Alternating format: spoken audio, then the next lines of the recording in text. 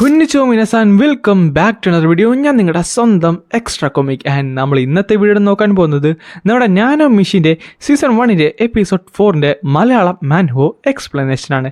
Guys, നിങ്ങൾ പലരും പറഞ്ഞു കേട്ടിരുന്നു എല്ലാ ദിവസവും 20 മിനിറ്റ്സ് വീഡിയോ ചെയ്യണം. ഗൈസ്, അത് നിയർലി ഇമ്പോസിബിൾ ആയിരിക്കും. നാനോ മിഷിൻ ഒരു ഡെയിലി വീഡിയോ ഇടാനായിട്ടാണ് ഞാനിപ്പോൾ പ്ലാൻ ചെയ്തിട്ടുള്ളത്. അതായത് മിക്ക ദിവസങ്ങളിലും ഞാനിത് ഇടുന്നതായിരിക്കും. എന്തെങ്കിലും അത്യാവശ്യം വരാന്നിടത്ത് മാത്രമേ ഞാനിത് സ്കിപ്പ് ചെയ്യത്തുള്ളൂ. അതേപോലെ തന്നെ എല്ലാ ദിവസവും 2 ചാപ്റ്റേഴ്സ് വെച്ച് ഞാൻ മാക്സിമം എക്സ്പ്ലെയിൻ ചെയ്യാനായിട്ട് നോക്കാം. പിന്നെ നിങ്ങളുടെ സപ്പോർട്ടൊക്കെ നന്നായിട്ടുണ്ടെങ്കിൽ ഇടയ്ക്ക് ഇതുപോലത്തെ ഒരു 20 മിനിറ്റ്സ് വീഡിയോ ഒക്കെ ഇട്ട് ഞാൻ നിങ്ങളെ സർപ്രൈസ് ചെയ്യുന്നതായിരിക്കും. സോ നിങ്ങളുടെ സപ്പോർട്ട് ലൈക്കിലും ഷെയറിലും സബ്സ്ക്രൈബിലും കാണിക്കാൻ മറക്കണ്ട. പിന്നെ ഇപ്പോഴും കുറേയധികം കൂട്ടുകാർ സബ്സ്ക്രൈബ് ചെയ്താൽ നമ്മുടെ വീഡിയോസൊക്കെ കാണുന്നുണ്ട്. ഗൈസ്, നിങ്ങളെല്ലാവരും ഒന്ന് സപ്പോർട്ട് ചെയ്ത് കഴിഞ്ഞാൽ നമുക്ക് പെട്ടെന്ന് വളരാനും ഇതുപോലത്തെ കൂടുതൽ ഇൻട്രസ്റ്റിംഗ് ആയുള്ള വീഡിയോസ് നിങ്ങളിലേക്ക് എത്തിക്കാനും സാധിക്കും. സോ ഇപ്പോൾ തന്നെ സബ്സ്ക്രൈബ് ചെയ്യാനും നിങ്ങളുടെ കൂട്ടുകാർക്ക് ഈ വീഡിയോ ഷെയർ ചെയ്ത് കൊടുക്കാനും മറക്കണ്ട. അങ്ങനെ ഈ ചാപ്റ്റർ തുടങ്ങാൻ നേരത്തെ തന്നെ നമ്മുടെ യൂൺ പറയും ചെയ്യും, അല്ല നാനോ, ഇതെനിക്ക് തോന്നുന്നതാണോ അതോ ശരിക്കും എൻ്റെ മുമ്പിലുള്ള എല്ലാവരും ഈവൻ ഇൻക്ലൂഡിങ് മാഡം ഹാങ് എന്നെ നോക്കി ദേഷ്യപ്പെടുന്നതാണോ? അടുത്ത സെക്കൻഡ് തന്നെ നാനോ അവരെല്ലാവരും ടാർഗറ്റ് ചെയ്തു. എന്നിട്ട് നോക്കുന്നുണ്ട്. എന്നിട്ട് പറയും ചെയ്യും, ടാർഗറ്റിൻ്റെ ഫേഷ്യൽ മസിൽസ് പറയുന്നത് അവർക്ക് നന്നായിട്ട് തന്നെ അബ്സൂരിറ്റി, സർപ്രൈസ്, പെൻഡുലൻസ് ആൻഡ് ആങ്കർ ഉണ്ടെന്നാണ്. സത്യം പറഞ്ഞാൽ ഇതെല്ലാം കണ്ടിട്ട് എനിക്ക് വിശ്വസിക്കാൻ പറ്റുന്നില്ല. കാര്യം എനിക്കിതൊന്നും കേൾക്കാൻ സാധിക്കുന്നില്ല. പക്ഷേ ഉറപ്പായിട്ടും അവളുടെ ദേഷ്യം എനിക്ക് മനസ്സിലാകുന്നുണ്ട്. എനിക്കൊന്നും പറ്റാത്തത് കാണാൻ നേരത്ത് അവർക്ക് ശരിക്കും അനോയിഡാണ്. കാര്യം അവർ വിചാരിച്ചിരുന്നത് എനിക്ക് ഇന്റേണൽ എനർജി ഒന്നും ഇല്ലെന്നാണ്. സത്യം പറഞ്ഞാൽ ഈ പോക്കാണെങ്കിൽ എനിക്ക് ഉറപ്പായിട്ടും വളരെ സിമ്പിളായിട്ട് തന്നെ ഫസ്റ്റ് എക്സാമിനേഷൻ പാസ്സാകാനായിട്ട് പറ്റും. പക്ഷേ ആ ഒരു കാരണം തന്നെ എല്ലാവരും എന്നെ ഇത് ഡൗട്ടാക്കുകയും ചെയ്യും. കാര്യം എനിക്ക് ഇന്റേണൽ എനർജി ഇല്ലാത്തതാണല്ലോ. അല്ല നാനോ, ഞാനൊന്ന് ചോദിക്കട്ടെ, നിനക്ക് പർപ്പസ്ലി എൻ്റെ ശരീരത്തിൽ ഇന്റേണൽ ഇഞ്ചുറീസ് ഉണ്ടാക്കാൻ സാധിക്കുമോ? മാസ്റ്റർ, താങ്കൾ പറയുന്നത് ഇന്റേണൽ ഓർഗൻസിനെ പറ്റിയാണോ? അതെ, അത് പോസിബിൾ ആണ്. എനിക്ക് അങ്ങനെ ചെയ്യാനായിട്ട് സാധിക്കും. എങ്കിൽ കേട്ടോളൂ, ഈ പെർഫോമൻസ് കഴിയുന്ന നേരത്ത് നീ എൻ്റെ ഇന്റേണൽ ഇഞ്ചുറീസ് ക്രിയേറ്റ് ചെയ്യണം. അതുമാത്രമല്ല, ഞാൻ നന്നായിട്ട് ചോര ഛർദ്ദിക്കുകയും വേണം. യെസ് മാസ്റ്റർ, താങ്കൾ കമാൻഡ് ചെയ്ത പോലെ തന്നെ ചെയ്യാവുന്നതാണ്. കോപ്പ് ഓൾമോസ്റ്റ് ഒരു മിനിറ്റ് ആകറേ. പക്ഷേ ആ നായ, ഒരു 15 വയസ്സുള്ള ഒരു നായ ഇതെങ്ങനെയാണ് ഇതെല്ലാം ഇൻഡോർ ചെയ്യുന്നത്? എനിക്കൊരിക്കലും ഇത് വിട്ടുകളയാൻ സാധിക്കത്തില്ല. അവൻ എന്നെ ഇൻസൾട്ട് ചെയ്യാനാണ് വിചാരിച്ചത്. അത് നടക്കത്തില്ല. ഞാൻ എൻ്റെ പവേഴ്സ് ഇനി പകുതി മടങ്ങ് കൂട്ടുന്നതായിരിക്കും. അവൻ ഒരിക്കലും അത് ഹാൻഡിൽ ചെയ്യാൻ പറ്റത്തില്ല. ഈ സമയത്ത് ഇത് കണ്ട ഹോങ് പറയും ചെയ്യും, ഇത് ശരിക്കും ഡേഞ്ചറസ് ആണ്. ബാക്കിയുള്ളവരുടെ കയ്യിൽ നിന്ന് ഇത് വിട്ടുപോകുന്നുണ്ടെന്ന് പറയാൻ നേരത്ത് നമ്മുടെ 6 സെറ്റ്സിലുള്ള പലരുടെ ശരീരത്തിൽ നിന്ന് ചോരയൊക്കെ ഒഴുകാൻ തുടങ്ങി. മാഡം ഹാങ്, ഇത് ശരിക്കും ഡേഞ്ചറസ് ആണ്. പെട്ടെന്നാണ് അവളുടെ ബോധം തിരിച്ചു വന്നത്. അവളാട്ടെ അത് നിർത്തുന്നുണ്ട്.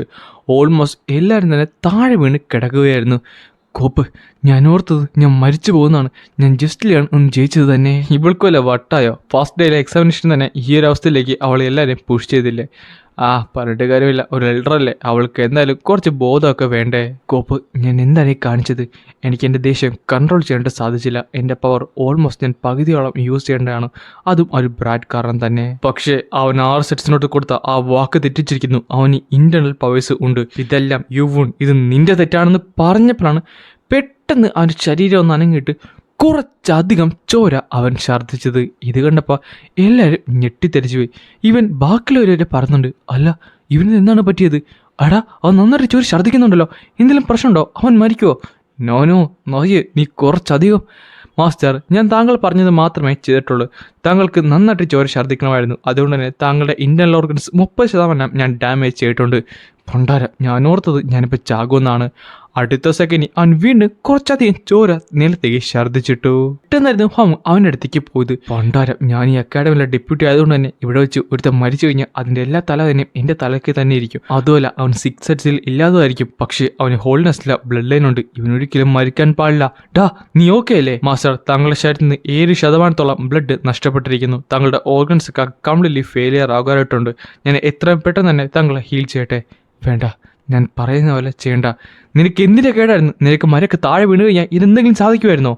മാസ്റ്റർ, താങ്കൾ ശരിക്കും ഒരു ക്രിട്ടിക്കലായുള്ള സ്റ്റേജിലാണുള്ളത്.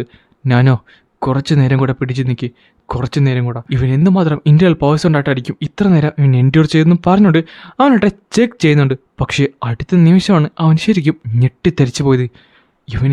ഇവൻ ഒരു തരത്തിലുള്ള ഇന്റേണൽ പവേഴ്സും ഇല്ലല്ലോ. ഇവൻ എന്താണ് ചെയ്തത്? ഇവൻ ശരിക്കും ഒരു റെക്ലെസ് അല്ല ബ്രാറ്റ് തന്നെയാണ്. അൺലക്കിയുള്ള 7th യങ്ലോഡിന്റെ ഭാഗത്തുനിന്ന് ഞാൻ ഒരിക്കലും ഇത് പ്രതീക്ഷിച്ചതല്ല. ആദ്യത്തെ എക്സാമിനേഷൻ ഒരു ഇന്റേണൽ പവേഴ്സ് പോലും ഇല്ലാതെ ഡിറ്റർമിനേഷൻ കൊണ്ട് മാത്രം അവൻ പാസ്സായിരിക്കുന്നു. അടുത്ത സെക്കൻഡിൽ തന്നെ അവൻ എൻ്റെ കൈ ഉയർത്താൻ നിർത്ത് കുറച്ചധികം പേര് അവിടേക്ക് വന്നിട്ടുണ്ട്. ഇവൻ എത്രയും പെട്ടെന്ന് തന്നെ ഇൻഫോമറിലേക്ക് നിങ്ങൾ എത്തിക്കുന്നതാണ്. ഓക്കെ എന്ന് പറഞ്ഞിട്ട് അടുത്ത സെക്കൻഡ് തന്നെ അവനോട് നിന്ന് കൊണ്ടുവന്നുണ്ട്. ഞാനോ മതി, ഇനി എന്നെ ഹീൽ ചെയ്തിട്ട് തുടങ്ങിക്കോളൂ. അങ്ങനെ അവരായിട്ട് അവിടുന്ന് കൊണ്ടുപോകുന്നുണ്ട്. ഇതെല്ലാം കണ്ടോണ്ടിരിക്കുന്ന ആൾ പറയും ചെയ്യും, അവനപ്പോൾ ഇത്ര നേരം എന്നത് എൻജോയ് ചെയ്യുമായിരുന്നല്ലേ, എന്തായാലും ഇപ്പൊ നന്നായിട്ട് തന്നെ അവൻ ഇഞ്ചുറീസ് ഒക്കെ സെർച്ച് ചെയ്യുന്നുണ്ടായിരിക്കും. മാഡം ഹാങ്, താങ്കൾ എന്തായാലും അതിന് കടന്നിരിക്കുന്നു. ഞാനോ? നീ എന്താണ് ഈ പറഞ്ഞത്? താങ്കൾ ആ പയ്യനെ കൊല്ലേണ്ടതായിരുന്നു. അതുകൊള്ളാം, അപ്പൊ ആ പയ്യന് അത്രത്തോളം വീക്കുള്ള ഇന്റേണൽ പവേഴ്സേ ഉണ്ടായിരുന്നുള്ളൂ. അതുകൊള്ളാം, ഇന്റേണൽ എനർജി അത് അവനുണ്ടായിട്ട് വേണ്ടേ? പെട്ടെന്നാണ് അവൾ ഞെട്ടിയത്. ഞാൻ അതുകൊണ്ടാന്ന് ചെക്ക് ചെയ്യാനായിട്ട് എൻ്റെ റോ എനർജി അവൻ്റെ ശരീരത്തിലേക്ക് സ്റ്റിമുലേറ്റ് ചെയ്ത് നോക്കി. പക്ഷെ ഒരു തരത്തിലുള്ള റിയാക്ഷൻസും എനിക്ക് കിട്ടില്ല. അവൻ്റെ പൾസ് സെയിം ആയിരുന്നു. ഇല്ല, അത് ഇമ്പോസിബിൾ ആണെന്ന് പറഞ്ഞിട്ട് പെട്ടെന്ന് അവൾ ചാടി എണീറ്റിട്ടുണ്ട്. അവന് ഒരു തരത്തിലുള്ള ഇന്റേണൽ പവേഴ്സും ഇല്ലാതെ എങ്ങനെയാണ് ഇത്ര നേരം എൻഡ്യൂർ ചെയ്തത്? നീ പറയുന്നത് ശരിയാണെന്നുണ്ടെങ്കിൽ അവന് ഇന്റേണൽ പവേഴ്സ് ഒന്നും ഇല്ലായിരുന്നെങ്കിൽ അവൻ ബാക്കിയുള്ള കുട്ടികളെ പോലെ ബോധം കെട്ടി വീഴേണ്ടതല്ലേ? അത് ശരിയാണ്, പക്ഷേ അതിനോടൊപ്പം തന്നെ സീരിയസ് ആയുള്ള ഇന്റേണൽ ഇഞ്ചുറീസ് അവന് കിട്ടിയിട്ടുണ്ട്. അവൻ താങ്കളുടെ മ്യൂസിഷ്യൽ ഫോഴ്സ് എന്ന് പറഞ്ഞ് സോൾലി ഡിറ്റർമിനേഷൻ കൊണ്ട് മാത്രം തടഞ്ഞതാണ്. ഡിറ്റർമിനേഷനോ? ശരിയാണ്, ആ ഒരു കാര്യം എന്നെ ശരിക്കും ഞെട്ടിച്ചിരുന്നു. സത്യം പറഞ്ഞാൽ ആ ഒരു ലോലി റൂട്ട്സ് ആയതുകൊണ്ടാണ്, അല്ലെങ്കിൽ അവനെ ഞാൻ തന്നെ എന്റെ കീഴിലാക്കി ഞാൻ ട്രെയിൻ ചെയ്തിരുന്നു. പക്ഷേ ബാക്കിയുള്ള 6 സെറ്റ്സിനെ എന്റെ ശത്രുവാക്കുന്നതിൽ എനിക്ക് വലിയ താല്പര്യമില്ല. ഈ സമയത്ത് നമ്മുടെ സിയോപാടെ അവിടെ നിന്ന് ആ കള്ളൊക്കെ കുടിക്കുന്നുണ്ടായിരുന്നു. എന്നിട്ട് ചാടി എനിക്കും ചെയ്യും. ഡിറ്റർമിനേഷൻ കൊണ്ട് മാത്രമല്ലേ? അതെന്തായാലും പ്രിറ്റി വൈൽഡായിട്ടുണ്ട്. കുടിയാ, നീ നിന്റെ കാര്യം മാത്രം നോക്കിയാൽ മതി, ഇതിൻ്റെ അകത്ത് തലയിടേണ്ട കാര്യമില്ല. നീ പോടാ ചുമല തലയാ, ഞാനെന്തായാലും ആ കാര്യം നോക്കിക്കൊള്ളാൻ പറഞ്ഞിട്ട് അവൻ നേരെ ഇറങ്ങാനായിട്ട് പോകും. കുടിക്കേ ചാകെ, എന്താന്ന് വെച്ചേ ദേ ഒരു കാര്യം ഞാൻ പറഞ്ഞേക്കാം, സാർ മായ അവിടെ ഇല്ലായിരുന്നെങ്കിൽ നിന്റെ നാക്ക് ഞാൻ പിടിച്ചെടുത്തെന്നാ. നിനക്ക് എത്ര ധൈര്യം ഉണ്ടിട്ടാണ് ഇവിടെ വന്നിരുന്നത് പറയുന്നുണ്ട്. അവർ തമ്മിലട്ടെ ചെറിയൊരു ക്ലാഷ് ഉണ്ടാകുന്നുണ്ട്. ആ ക്ലാഷിന്റെ പ്രസൻസ് ബാക്കിയുള്ളവരെ എല്ലാവരും ഞെട്ടിച്ചു. കാര്യം അത്രത്തോളം എനർജിയാണ് അവർ ചെറുതായിട്ടുണ്ടാക്കിയ ക്ലാഷിൽ തന്നെ അവിടെ ക്രിയേറ്റ് ചെയ്തത്. സോ ഇതാണ് പെട്രിയാസിന്റെ റൈറ്റും ലെഫ്റ്റും ബോഡി ഗാർഡ്സിന്റെ പവർ എന്ന് പറഞ്ഞപ്പോൾ തന്നെ പെട്ടെന്ന് ഞാനും പോകണമെന്ന് പറഞ്ഞിട്ട് അവൻ അവിടുന്ന് താഴത്തേക്ക് ഇറങ്ങിയിട്ടുണ്ട്. നോക്കിറേ, എല്ലാം കൂടെ താഴെ കിടന്ന് ഒന്നിനും ഒരു ഡിറ്റർമിനേഷൻ ഇല്ല. പക്ഷെ അവനെനിക്ക് ഇഷ്ടപ്പെട്ടു. ഈവൺ എൻ്റെ കണ്ണ് ഞാൻ നിന്റെ മേലെ പതിച്ചിട്ടുണ്ട്. പിന്നെ കാണിക്കുന്നത് ഒരു വലിയൊരു ബിൽഡിംഗ് ആണ്. അതാട്ടെ അക്കാഡമിയുടെ മെയിൻ ഹാളിലുള്ള 2nd ഫ്ലോർ ഇൻഫർമറി ആയിരുന്നു. അവിടെ അക്കാഡമിയിലെ ഫിസിഷ്യനാണുള്ള ജോങ് ബേക്ക് നിപ്പോണ്ടായിരുന്നു. ഈ സമയത്ത് തന്നെ അവിടേക്ക് ഒരുത്താൻ വരികയും ചെയ്യും. ഫിസിഷ്യൻ ബേക്ക്, നമുക്കൊരു പേഷ്യൻ്റ് ഉണ്ട്. പേഷ്യൻ്റോ? എന്ത് പേഷ്യൻ്റോ? അത് കൊള്ളാം, പേഷ്യൻ്റ് വന്നല്ലേ? ഇതെന്തായാലും എനിക്ക് ഇഷ്ടപ്പെട്ടു. ഞാൻ അക്കാഡമിയിൽ വന്നു ചേർന്ന ആ ദിവസം തന്നെ എനിക്കൊരു പേഷ്യന്റിനെ കിട്ടി. എനിക്ക് അക്കാഡമി ശരിക്കും ഇഷ്ടപ്പെടുന്നുണ്ട്. അയ്യോ, പറഞ്ഞതുപോലെ സമയം കളണ്ടവാ, അകത്തേക്ക് വന്നുകൊണ്ട് അവനെ അകത്തേക്ക് കൊണ്ടുപോകുന്നുണ്ട്. അല്ല, ഈ പയ്യനെ കണ്ടിട്ട് ശരിക്കും ക്രിട്ടിക്കൽ സ്റ്റേജിലായിട്ട് തോന്നുന്നല്ലോ. ആദ്യത്തെ എക്സാം ഇത്രയും ടൈറ്റ് ആയിരുന്നോ? അല്ല, ആരെങ്കിലും ഇവനെ കുത്തിയോ അങ്ങനെ എന്തെങ്കിലും ചെയ്തോ? ഇല്ലില്ല, അവൻ കംപ്ലീറ്റ്ലി ഇന്റേണൽ ഇഞ്ചുറീസ് മാത്രമേ ഉള്ളൂ. ഇതെല്ലാം ഇന്റേണൽ ഇഞ്ചുറീസ് എന്ന് വന്ന് കാണുന്നോ? അതെ, അത് മാത്രമല്ല അവന് ഇന്റേണൽ പവേഴ്സും ഇല്ല. അതിനർത്ഥം തന്നെ അവന് ക്യൂ എന്നും അഡ്ജസ്റ്റ് ചെയ്യാൻ അറിയാൻ മേലായിരിക്കും. സോ അതുകൊണ്ടാണ് സാർലി ഞങ്ങളെ ഇവിടേക്ക് അയച്ചത്. സത്യം പറഞ്ഞാൽ കഴിഞ്ഞ 10 വർഷം ഫിസിഷ്യൻ ബേക്കിനെ കൂടെ നിന്നപ്പോൾ ഞാൻ ഓൾമോസ്റ്റ് എല്ലാം കണ്ടെന്നാണ് വിചാരിച്ചിരുന്നത്. പക്ഷേ ഇത് ഞാൻ ആദ്യമായിട്ടാണ് കാണുന്നത്. ഇന്റേണൽ ഇഞ്ചുറീസ് മാത്രമായി ഇത്രയധികം ചോര ഛർദ്ദിച്ചോ? എന്തായാലും അവനിവിടെ കൊണ്ടുവന്നില്ലേ, ഞങ്ങളുടെ പണി കഴിഞ്ഞു, ഞങ്ങൾ എന്തായാലും പോകുവാണ് കേട്ടോ. ഓക്കെ. ഈ സമയത്ത് അതിലൊരാളാട്ടെ നമ്മുടെ യൂനെ നോക്കുകയും ചെയ്യും. നീ എന്നാ നോക്കിക്കൊണ്ടിരിക്കുകയാണ്? വന്നേ, നമുക്ക് കുറെ പണിയുണ്ട്. ശരി. സത്യം പറഞ്ഞാൽ ആ പയ്യൻ എടുത്തപ്പോൾ അവൻ ഇതിൽ മോശമായ അവസ്ഥയിലായിരുന്നു. ഇപ്പം കണ്ടിട്ട് അത്ര പ്രശ്നം തോന്നുന്നില്ലല്ലോ. അത് കഴിഞ്ഞ് കാണിക്കുന്നത് നമ്മുടെ ബേക്കാട്ടെ അവൻ്റെ പൾസ് ചെക്ക് ചെയ്യുന്നതാണ്. ഈ സമയത്ത് യൂണാട്ടെ നൈസിൽ നിന്ന് കണ്ണ് തുറന്ന് നോക്കുകയും ചെയ്യും. പണ്ടാരം, ഞാൻ ഒരിക്കലും ഓർത്തില്ല അവരെന്നെ ഇൻഫോർമറിലേക്ക് കൊണ്ടുവരുമെന്ന്. എൻ്റെ വൂൺസൊക്കെ ആയിട്ട് ഓൾമോസ്റ്റ് ഹീലായിട്ടുമുണ്ട്. പക്ഷേ ചെറുതായിട്ട് ഇപ്പോഴും വേദനയുണ്ട്. തൽക്കാലം അടയും കിടക്കാം. അദ്ദേഹം എൻ്റെ പൾസ് കംപ്ലീറ്റ്ലി ചെക്ക് ചെയ്യട്ടെ. ഇവൻ്റെ പൾസ് ശരിക്കും ഇറഗുലറും ടു ഫാസ്റ്റുമാണ്. ചിലപ്പോൾ ഇന്റേണൽ ഇഞ്ചുറീസ് കാരണമായിരിക്കും. പക്ഷേ ഇത് ശരിക്കും സ്ട്രേഞ്ചാണ്. നാക്ക് കടിച്ചു മുറിച്ചാൽ പോലും ഇത്രയധികം ചോര വരാറില്ല. തൽക്കാലം അക്യൂപഞ്ചർ ചെയ്യാന്ന് പറഞ്ഞിട്ട് ആ നേരം നടന്നപ്പോഴാണ് പെട്ടെന്ന് ഒരു സ്ഫോടനം ഉണ്ടായത്. അയ്യോ, ആരാണത്? എന്നിങ്ങനെ പേടിപ്പിക്കില്ല കേട്ടോ. സാർ സിയുപാങ്, നീ എന്താണ് അവിടെ ചെയ്യുന്നത്? എനിക്ക് നിന്നെ ഓർമ്മയുണ്ട്. നീ ആ കൊച്ചു കുരുപ്പല്ലായിരുന്ന ഫിസിഷ്യൻ ബേക്കിൻ്റെ കൂടെ ഉണ്ടായിരുന്ന? നീ ആ പേടിച്ചു തൂറിയല്ലേ? പക്ഷേ നീ ഇവിടെ വരെ എത്തുമെന്ന് ഞാൻ ഒരിക്കലും വിചാരിച്ചില്ല കേട്ടോ. ഇങ്ങർക്ക് ഒരു മാറ്റവും ഇല്ല. അല്ല, താങ്കൾക്ക് എന്താണ് ഇൻഫോർമറിലെ കാര്യം? പെട്രിയച്ചിൻ്റെ ലെഫ്റ്റ് ഹാൻഡിന് ഇവിടെ പരിക്കൊന്നും പറ്റിയൊന്നുമില്ലല്ലോ.